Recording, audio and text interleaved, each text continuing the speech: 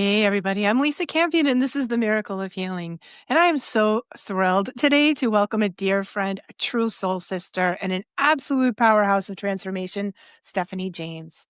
Stephanie is a seasoned transformational coach, psychotherapist, dynamic speaker, published author, filmmaker, and international podcast host. She's got quite the resume, and she is all about helping us ignite the divine spark within all of us. Her passion for helping others to live fully, authentically, and powerfully comes through in everything that she does. From her inspiring film When Sparks Unite to her book Becoming Fierce, and now her latest offering, this luminous, heart-opening book, Your Big Fat Juicy Life and Everything After, a book that I was really, really honored to be a part of. So Stephanie has spent decades gathering and sharing profound wisdom, and her work is such a beautiful blend of science, spirituality, and soul. Stephanie, I'm so glad that you're here today. Oh, I'm so excited to be with you, Lisa. And congratulations on your new book. That's amazing. Thank you. It has just been such a wild ride. I can't believe that it was just a year ago that I was having a conversation with Neil Donald Walsh, which is what spurred the book. And now here we are. Yeah, it's been incredible to watch that happening from the sidelines. I remember you send me an email and you're like, I got this book. I talked to Neil Donald Walsh. I had this conversation with him, which was amazing in itself. And you were like, I downloaded this book in like an hour. I'm sitting at your computer, and here we here we are. Well, and for people that don't know the story, I mean, it really was wild. I had Neil Donald Walsh on my show. I was interviewing him, of course, recording it. And just kind of like you and I, like we had this immediate soul connection. And, we're sitting there having this talk, and we don't even get to the interview for like half an hour. And towards the end of that conversation, he just kind of stops and he was getting the download. And he's like, Stephanie, you're going to write your next book and you're going to start tomorrow morning. And this book is going to have a global impact. And I'm going to endorse this book. And it's like, okay, when the guy that talks to God tells you, you're gonna write a book, I showed up. I Mhm. answered the call, and it did come through. It did download in a little under 6 weeks, which was crazy. My first two books took 9 months each. It was like gestating babies, and this one was just like it was just a miracle. And just like you being a part of the book, which was so beautiful, everyone that was meant to be a part of that book just all of a sudden just started coming through, like Wayne Dyer's daughter and Sage Dyer and his wife, Marceline, Stephen Simon, the Academy Mhm. Award winner of What Dreams May Come, Ariel Ford. Yeah. All these people were just like, oh, yeah, these beautiful contributors to the message of the book. So tell us a little bit about what that message is. Well, so it's interesting because the original title was I'm Dying to Tell You About Death. And we really moved away from that because the book's not about death as much as it is about life. And that as we befriend death, which means we move into a place where we no longer fear death, then this moment becomes so sacred. When we let go of fear and we can be fully present, that's what your big fat juicy life is about. It's how we can live our lives. So it's really, I love how George Caponelli, who was one of the endorsers of the book, he said, this really is a love story. So it's how we Aw, move from fear into love. That's really what the book's about. so beautiful. And I love your point that maybe we can't fully live until we stop being afraid of death, right? Yeah. I mean, and it's at least in America, it's the number one fear that people have. They're afraid Mhm. of death. And so when you think of that, Lisa, it's like people clinging, onto like, oh my God, I got to do this and I got to do that. And it's like it's time and life is always fleeting. But as we breathe into the present moment, into the nowness that is expansive, knowing that the point of power for all of us, it's only in the present moment. That's when our lives start being informed in a different way. That's when we can truly ignite those sparks within us to create the life that we really want, because we're not clinging to that Yeah. fear. We're not clinging on to pressure or have tos. we're enjoying what's right here in front of us, this moment with you. Right. Yeah, that's so beautiful. And I think, you and I have our own sort of unique experiences of that. Mine comes from having been a psychic my whole life, like literally since I was born. So having kind of a strange relationship with death and a strange relationship with the afterlife, like I just always knew there was something after death because I spent my whole life seeing that upfront and close, like just really in a very real way for me. And you have your own story about that. Can you share that with us? Like, what was your first knowing that there was something beyond death? Yeah, thank you. It's so interesting because, like you, I had that same very young orientation. Like, my first memory of this is probably 5 or 6 years old. I have a very vivid memory. I could tell you exactly where I was standing downstairs in my mom's basement. I remember exactly what the carpet looked like. And I'm looking at my grandmother's antique buffet that was down there. And what really was occurring to me is a thing of, oh, yeah, we're never born and we never die. It just continues. And that was just, I mean, really profound, Mm. right? For a little girl, but it was just that knowingness. And I was, sitting there thinking about that. And then I think one of the blessings in my life is that the cleaning woman that we had that was like an aunt to me, she was just, I called her Aunt B. Her name was B.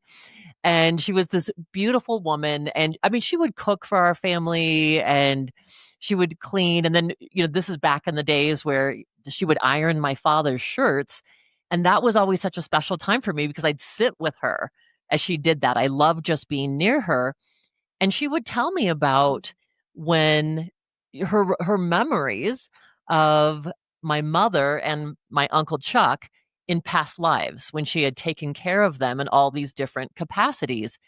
And so I never Wow. questioned that. It wasn't like I was brainwashed, or it wasn't like, she was telling me she was a devout Catholic. I mean, it was for her, she was just speaking her truth, and I registered it as truth. Oh my goodness. That's super cool. And that's just like folded into your life. And that's happened to you a lot in your life, Stephanie. Like you also have a story about your daughter, like what happened when your daughter was 4. Let's talk about that too for a Yes. minute. Yeah, I mean, that really reinforced things.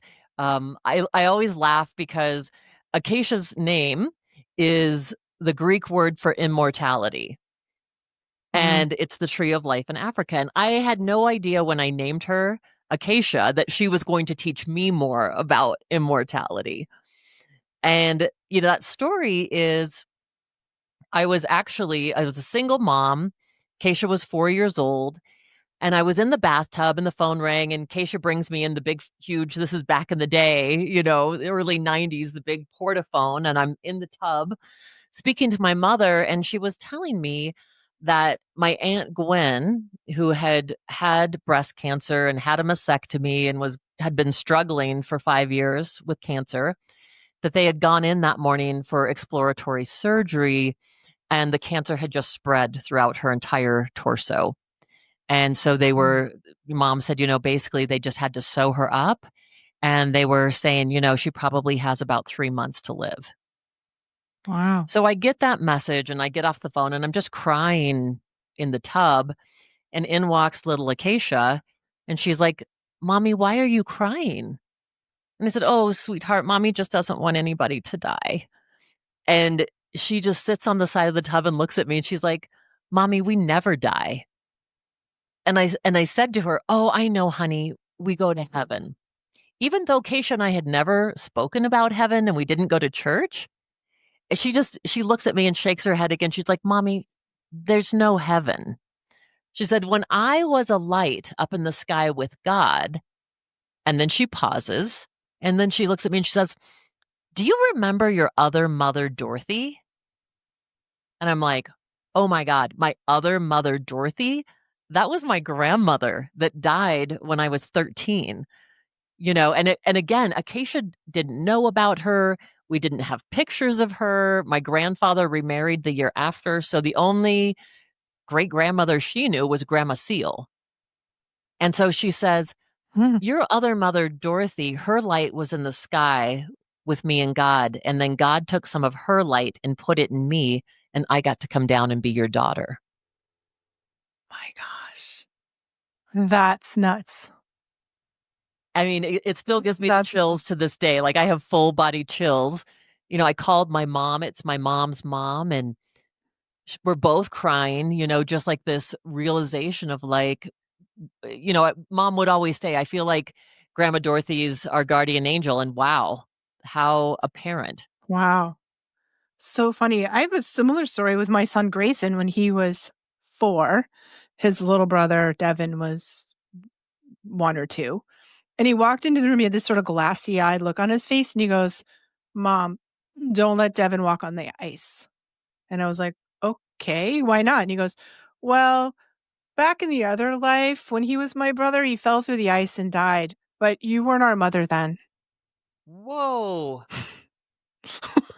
Whoa. I Same know. huge And then chills. he turned around and walked out of the room, and I was like, "What?" Yeah, Wow. Well, and so out of the crazy. mouths of babes, Yeah. that's it. And I Yep. I always have to laugh too because when my younger daughter Haley was 4 years old, I'm like, "Oh, I'm gonna get the scoop from her." And I set up this tape recorder and I get her in my meditation room. I'm like, "Okay, Haley, what do you remember from when you were here before?" And she just looks at me, she's like, "Nothing." I mean, our kids, I really do believe, have access to this. But for her, she just the veil was already kind of down. It was like, Yep. we have to She got just the blank trust. slate. What's that? She got the blank slate, the She clean got the slate. blank slate. Yeah. Yeah. Yeah. And I do think Oh, though these memories and these things are available to all of us. This and as your work is so beautifully, about is how do we awaken to these gifts? yeah. I think we have them when we're kids, and then so often we close it down so we don't have that available to us as adults, and we have some kind of spiritual awakening as an adult, and then we end up in psychic development class, or we end up reading one of Stephanie's books or something when we get older because we need to, reawaken that what we knew as children, right? Yeah. Yeah. Wow, so it's so healing to be able to talk about death, and I think it's hard to do that. When my dad was passing, he passed in 2020, I used to go in there and talk to him about it and be like, "How do you feel about it, dad?" And we'd have really frank conversations about it because nobody really wanted to talk about it, you know?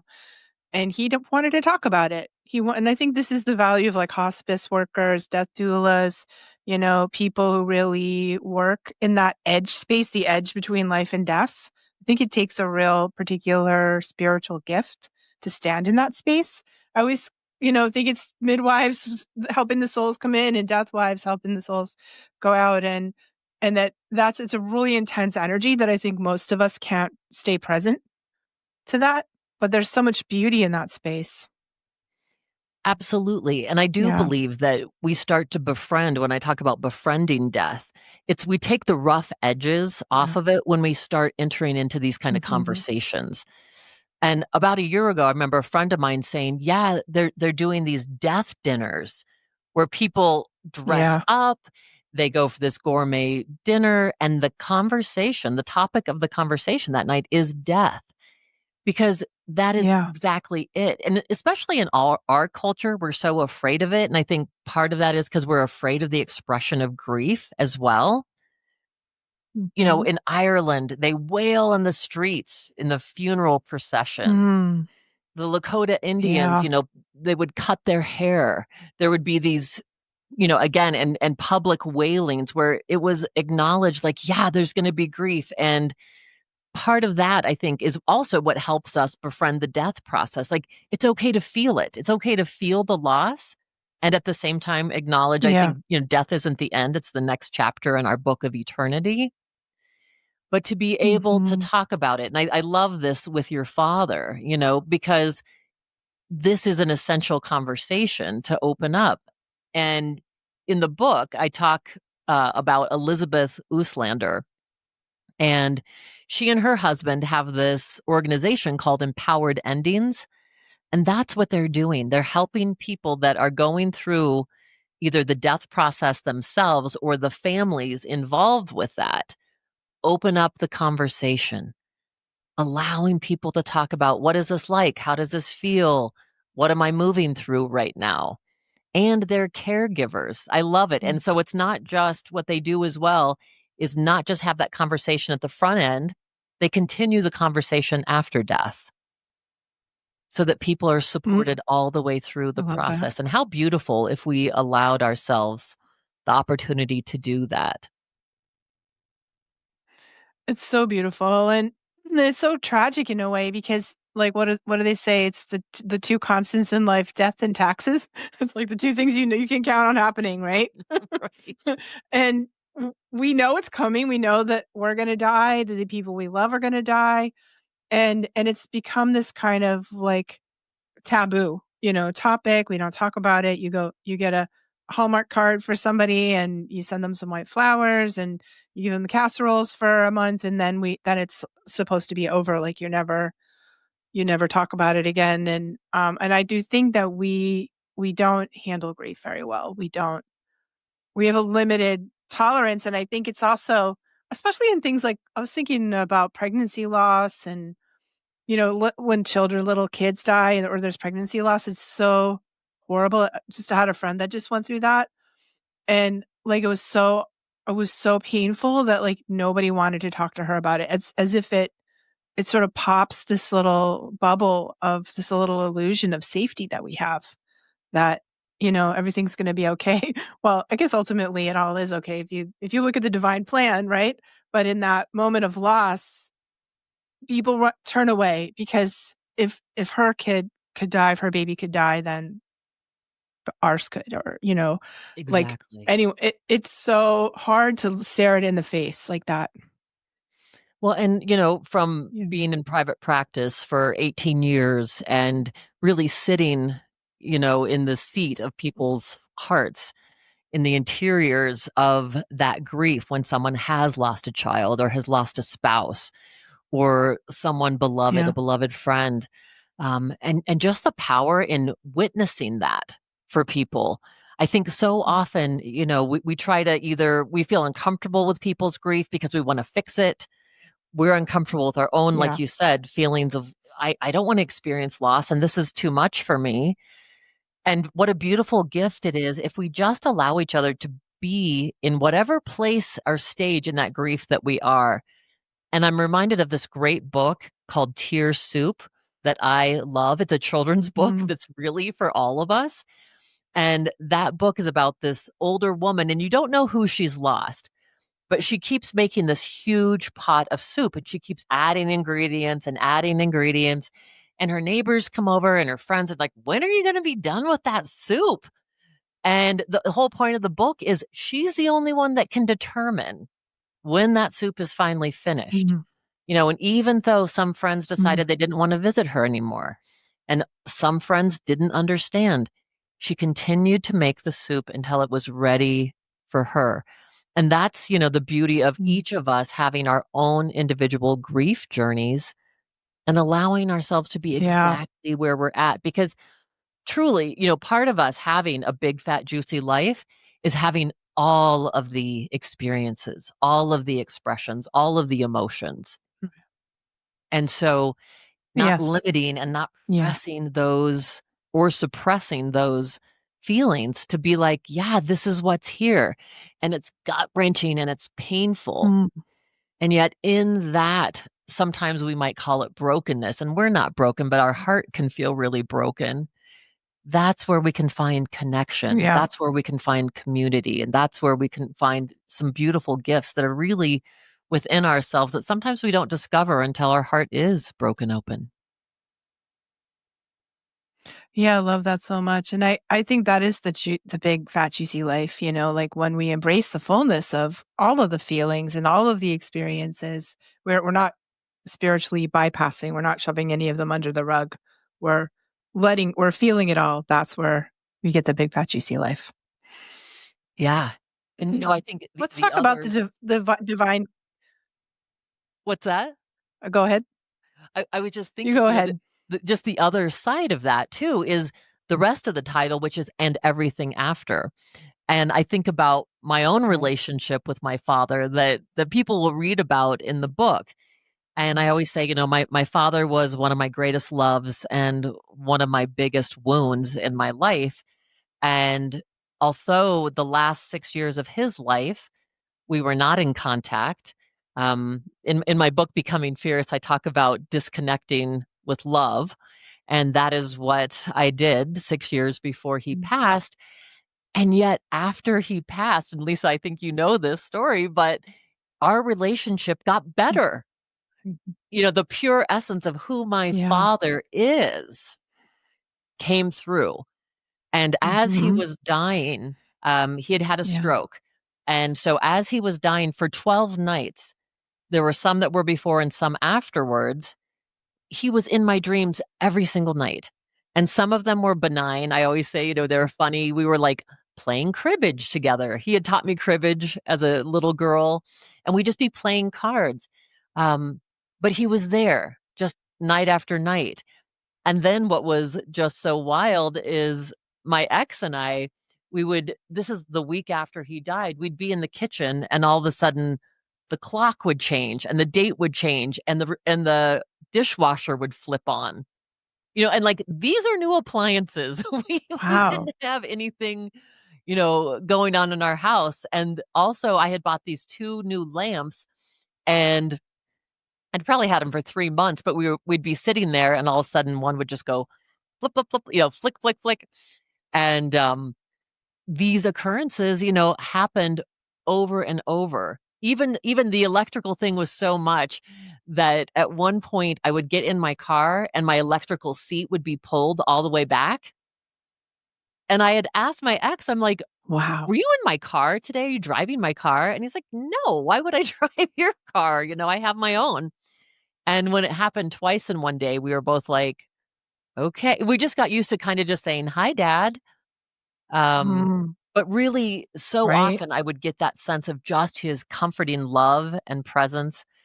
And as you read the book, you'll see too. I Mm. mean, he showed up over and over and over as a hawk, and in very poignant and obvious situations. And so, our essence, it does continue. That love does continue.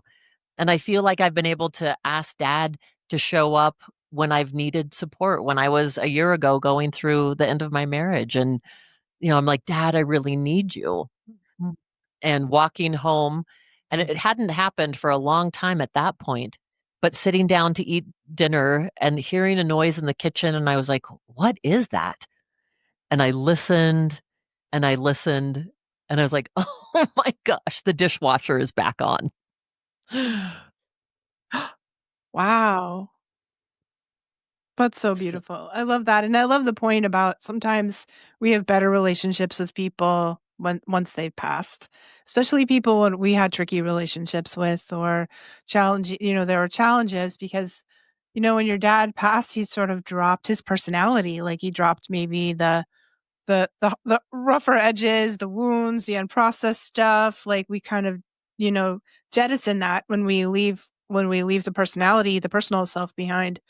And, where we just have a much more connection with that essential self, that, soul self, that where there's just pure love between the two of you. yeah. I mean, I feel so fortunate to be able to have those experiences and so much affirmation that he was around.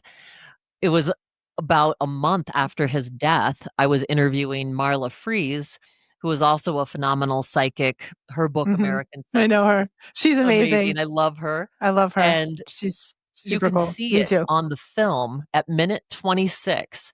She says, "Oh, your dad's here."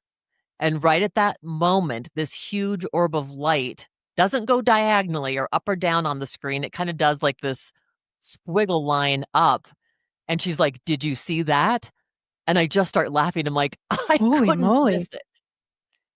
So it's right there Oh in our my god, that's interview. I so mean, cool. anybody could listen to it or see that. I I mean, love that. yeah, it was so powerful.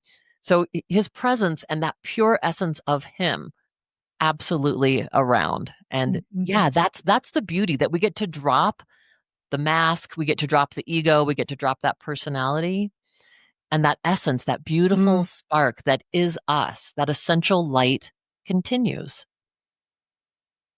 Mhm. Yeah, and there's such a divine connection in all of this too. You talk about divine source, God, a lot in your book, and I feel like you got this idea from Neil Donald Walsh himself, like the conversations with God, guy. And how does this? I mean, I see this all the time that when we lose somebody, we sometimes really have an increase in our faith. Sometimes we lose faith, but sometimes we have an increase in our connection to divine source. That's a big part of what you're talking about, right? Yeah, absolutely. And the thing is, no one has to go through loss to experience it. At the end of every chapter in this book, I have exercises to help people drop into this place in their heart, to have either journaling experiences or meditation experiences where you can really get in touch with that divine within you. The divine comes through Mm. us as us. And then it's just this beautiful Right. expression of that divine light in the world. And so I think that was part of this book that was really important to me is how do we start tuning in to that inner GPS? That inner Hmm. it's sometimes it comes as a whisper, sometimes it's a dream, but to start paying attention to that. And Lisa, that's how I ended up in Santa Fe because of, again, following that hit where I had not had a hit like that Cool. in 32 years. And so I'll tell you this the briefest of stories to give this context, because this just happened 3 months ago where I was sitting in my office. I'm literally in the middle of a therapy session, and the voice just comes in and it just goes like, boom, you're moving to Santa Fe. And I was like, okay, okay. Wow. And I lived in Fort Collins, Colorado, where I was 6 blocks away from my parents. My cousin and his wife and kids lived next door. My daughters, my grandsons, 15 minutes away. And when that came in so strong, I knew, okay, that's what I'm doing. Because the last time that had happened 32 years ago, I was actually on a ski weekend with a bunch of girlfriends up in Vail, Colorado, having the time of our lives when the last night before we were leaving, I get ready to go to bed, and the voice again says, at the time I lived in Denver, and it said, you need to move back to Fort Collins, very clearly and so Wow. sharply that I had just tears coming down. And the friend I was sharing the room with, she was like, what's going on? And I said, I don't know, but this is so strong. I'm going to listen. And again, I was a single mom.